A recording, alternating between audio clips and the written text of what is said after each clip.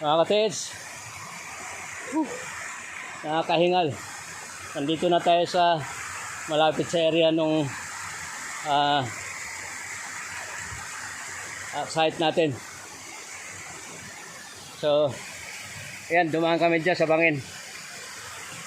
Para malaman nyo lang po, ayan. Malalim. Ayan po yung pools. So, dyan tayo dumaan sa may bangin na yan. Ay, dyan may nakakapitan naman na ng mga baging. Pero ibig sabihin, sa medyo natagalan tayo na stock, na hindi tayo nakapag ahon dito sa bundok. Medyo, kaya tumigil muna ako. Andun, pinahintay ko si Bayjon. Parang kumatog ang tuhod ko. Tatang na talaga yata. So ilang panahon pa hindi na makakakyat si tatang dito. So tiga,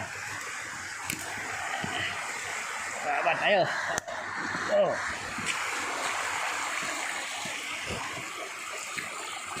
Ayan, yun lang ang bonus ko dito. Yung pagka narinig ko itong sound ng tubig, meron siyang healing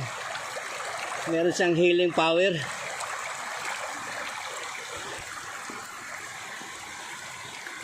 So yan, nature na nature po.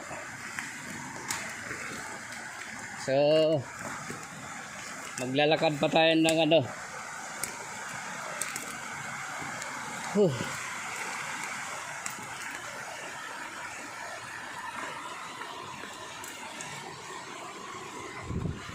maglalakad ba tayo ng tingnan mo mabuti ba dyan, baka yung nakasampay lang yung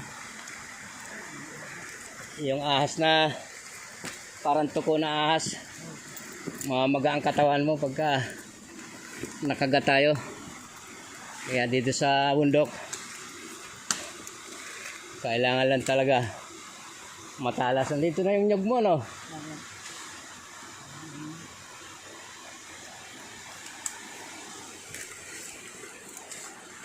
Grabe mamunga yung nyug mo na yun sa puno.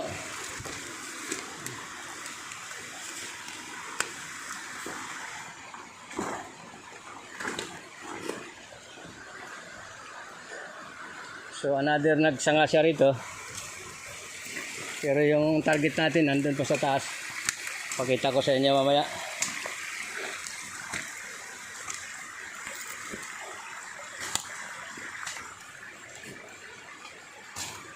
Ayan, nasurvey na natin dati yan, di ba? Pataas.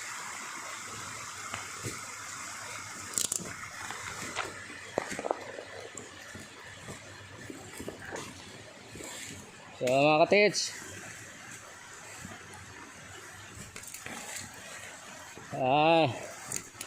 muli sa mga subscribers ko na hindi na nanonood sa aking vlog na about farming. So nandito na ulit ako. Shout out sa inyong lahat mga ka-TH. So ito,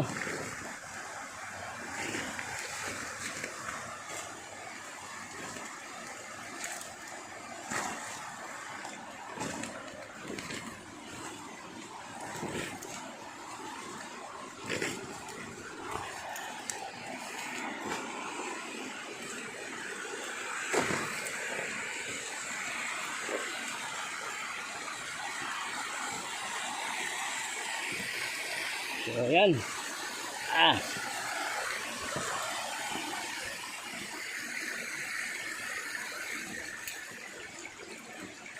Pag nandito tayo sa bundok, sa gubat, ay makulimlim palagi.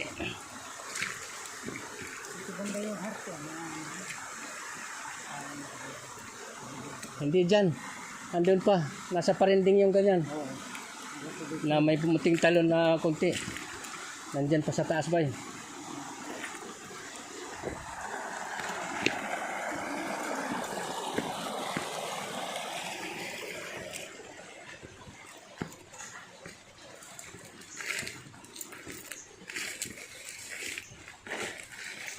ito ang unahin natin mga ka-TH, yung operasyon namin ito.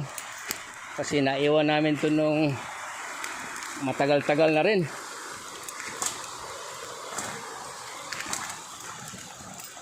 So rest back ito. Sana pagpapalain ng Panginoon Diyos.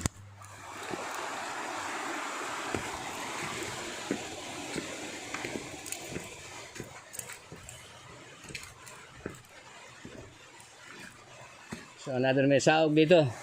Para yan, mga na-search na namin yung mga area na yan.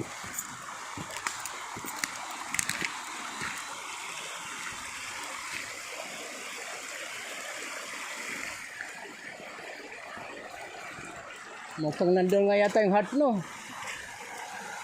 Abay, John.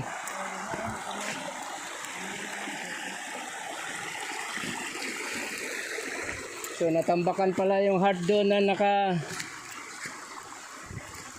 nakasandal sa may pader. Kasi nandito na tayo sa mga bigrak eh.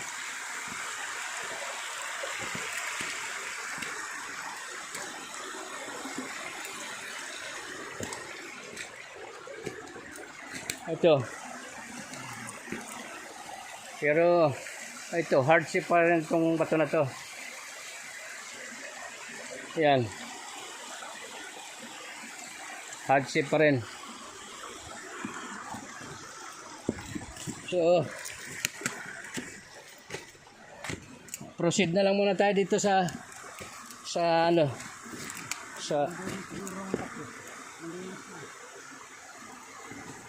may nagbunot.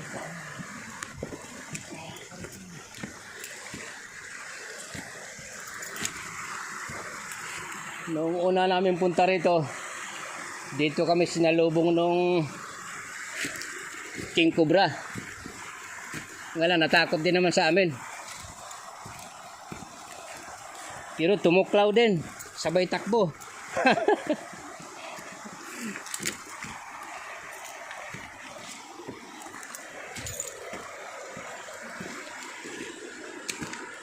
So yung hardship doon na napakalinaw na nakasandal, natambakan. Ipapalinis pa natin yun. Nandito na ngayon tayo sa mismong area. Meron lang akong hanapin dito na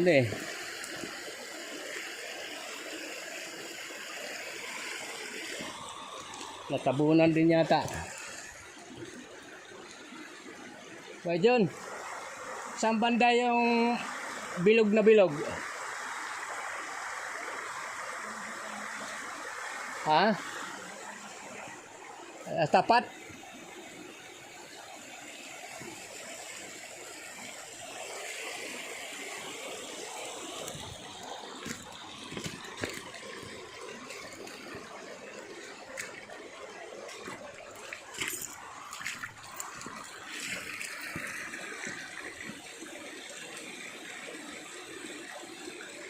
So, nasa baba pa. Nababanda yung hukay namin nung nakaraan.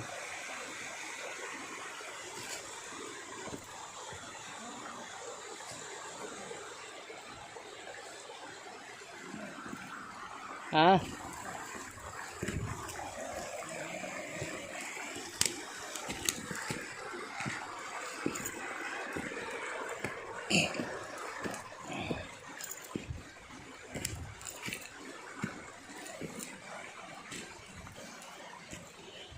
Pagka marami na po kami dito, ipapalinis ko lahat yung doon. Napakagandang heart talaga noon na hindi siya nakaugit, kundi ang purma talaga ng mato, heart, nakasandal sa pader. So gumuho na rin talaga So ito po yung operasyon namin nung nakaraan. Ayan, ito ay tinukura natin dati ito dahil alam ko bibigay. So ayan ang laki ng cut niyan, itong bato na to. Tsaka may sign yan sa kabila. Ayan po oh. Yung kabila. Sakto, bumagsak siya rito pero pumatong dito. Pero okay lang. So, dalawa ito. Ang isang hockey natin nandun. So, ang alignment kasi dito is west alignment. Ito nasa west portion to. Ngayon yung big rock na merong karakter ng Japanese, nandun po sa gitna. Mamaya turo natin. Pero yung hard, meron pong marker to dito ba dyan, oh? Halika. Tingnan mo lang dito, baka may ahas eh. Mauna ka, pakita natin.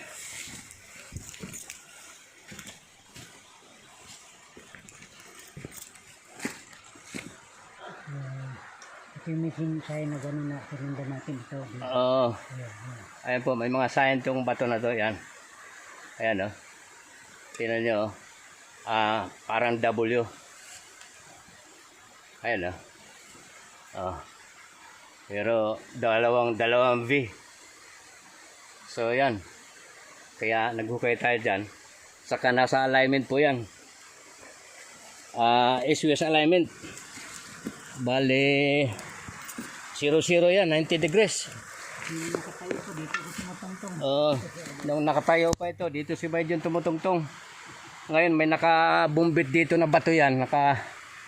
Alam ko talaga na bibigay ito eh. So kung nasa loob kami, nag-operasyon, hindi rin madadali. Kasi tama-tama siya rito. So tingnan natin yan kung hindi daos-dos yung kabila na yan. Mapangalib pa rin yan kasi baka dumaos-dos yung kabilang puwit na yan. Papunta doon yan. Either nakaano naman oh. So ano po yan, ang lalim po niya nasa mga 12 feet yan, natambakan na lang eh. So 12 feet na po tayo dyan. Pagka nag-operation tayo dito, double operation. Isang team doon, isang team dito. Sige po, tingnan natin yung yung mismong main na may karakter ng hapon.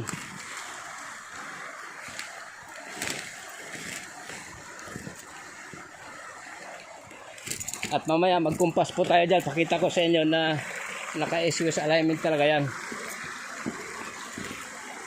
So yung perfect heart na nakasandal doon, medyo malayo. Medyo malayo dito sa main.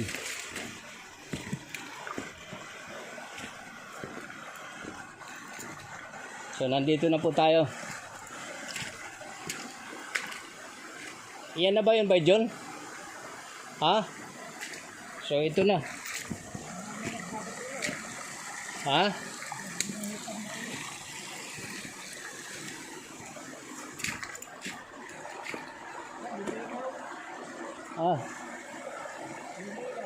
Pinalinaw. So ito po yun. Ha?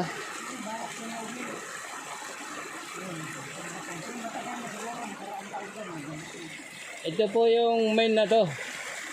Nandito po yung yan sa patag na yan, yung pinaka hideout namin. Kung tawagin sa Tagalog dansuan. Diyan po. Diyan nakakabit sa kahoy yung aming kubo. So gumalaw na yung bato, di ba? Wala na siya sa dating posisyon. Ito po sinasabi ko sa inyo. Ito yung sabi ng kaling bomba. Ito nga. Na pinalinaw po. Ayan po. Ayan, H A Y. Ngayon itong Y na ito, mahaba ito ba dyan? Ito yung Y eh. Halika. Ito, mahaba yan eh. So mahaba po yung Y na yan pag ganyan. At ito kasi gumalaw ito. Ngayon, ito po yung sinundan natin, yung mahaba na to. So dinala tayo doon sa isang dig site doon. Mamaya pakita ko sa inyo. Yan po yung karakter niya. Meron siyang letter K. KO ito eh. KO pero nakasignigate ng ano, ng 2 boxes. Yan. Nakaano po yan, nakaukit ng ano yan, no, malalim. Pinalinaw na lang. Ginawa nila ng guhit. Hindi naman sinira. So yan po, meron din ditong 38.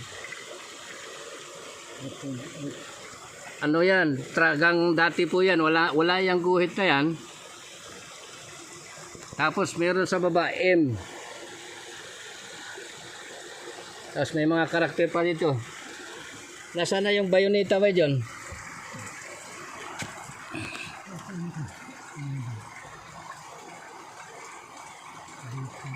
Ito man yung parang M. Kasi sinasabing bomba. Hindi ito po. Ano ito eh? Itong isang karakter na ito, parang may bulsa. Oo. Sa tunnel natin ito matatagpuan itong bulsa na to. Tapos, yan yung parang bomba na yan, nakapatihulog. Ang hinahanap ko yung bayoneta. Gumalaw kasi itong bato na to. Ang laki ng ginalaw. Yung bayoneta. So yan, nakakulong ito. Ito yung parang bomba na yan. Nakakulong siya parang nasa kwarto. Kaya yung ating ito po yung bayoneta. Ayan. So yung bayoneta, sinusundan nilang pili ito, kaya may hukay sila dyan, oh. Sinusundan po nila ang direksyon ng bayoneta kasi meron din siyang box dyan, oh. Meron din siyang box sign. Tapos yung bayoneta. So may hukay po sila dyan. Sinusundan nila yung direksyon nito. So ang bayoneta na to ay ang tinitingnan niya ito. Yang bomba na yan na may kwarto, nakakwarto. Ito pa dyan. Ayan mo. Ayan ang tinitingnan ng bayoneta. Ayan. Oo. Ayan ang tinuturo ng bayoneta na yung bomba na yan nasa kwarto. Ang nandito naman, itong Y na to, na mahaba ang tangkay dati niyan. Yan, nilampas nga nila, ginawa tuloy yung EXO, ay Y na napakaganda yan. So sinundan natin itong Y na, nagtaka kasi ako dito sa Y na ito mahaba. Dinala tayo doon sa direksyon na yon, papuntang Silangan. Nandun po yung ating pangalawang dig site. So napaka legit po ng ano, ng sign, it's EY. Ginuhitan lang po yan ng dagdag guhit nila ng mga treasure hunter, pero hindi po yan nakaano lang talaga yan. Makikita naman natin, oh, na may dati siyang kanal. So yan, merong letter K, KO. So nasa treasure code to yung KO na yan, pero converted siya ng boxes, oh. Converted siya ng boxes. Ayan pong edge na yan, malamang merong kasama na Pilipino dito. Sign po ng general yan eh. So yung letter A, volume of gold, yung sa code. Itong Y na ito, yung B na yan, tunnel po yan. So tinuro ng mahaba niyang galamay doon sa Silangan. Siguro nasa 50 meters away. Galing po dito. Ayan pong parang bulsa na yan. Malamang sa tunnel din natin matatagpuan yan. May laman po yan doon. Ang pinakadelikado dito, ito. Nasa room. Nasa room yung bomba na nakahangir. Kaya oras na mabuksan natin yung tunneling system, matatagpuan natin to. At yung bayoneta na ito, yan po ang tinuro niya, yung kwarto na yan. Pero mapanganib yung kwarto na yan. Kaya titingnan natin pag mabuksan natin yung mamaya titingnan natin yung yung pormahan nung yung sinasabi ko na pinto nung nung tunneling system. Cemented po siya. Sige mga kaparmer, pahaba na itong video na to, nasa 20 minutes na. Sana matsagaan nyo itong panoorin. Maraming salamat po sa atin at sana sa lahat ng mga treasure hunter, sana sa taon na darating pare-pareho tayo na pagpapalain ng Panginoon Diyos. Magbunga po ang ating sakripisyo. Maraming po salamat sa atin at muli, Merry Christmas sa atin lahat.